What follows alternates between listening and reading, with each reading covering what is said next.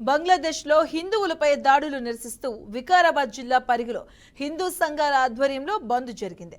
వ్యాపార సంస్థలు, ప్రైవేట్ పాఠశాలలు స్వచ్ఛందంగా బంద్ పాటించారు.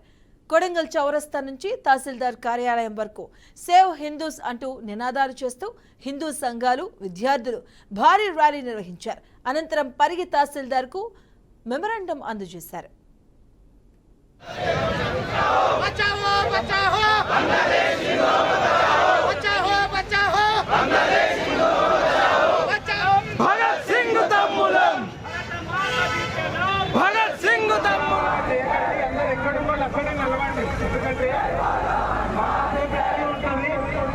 పరిగి మొత్తం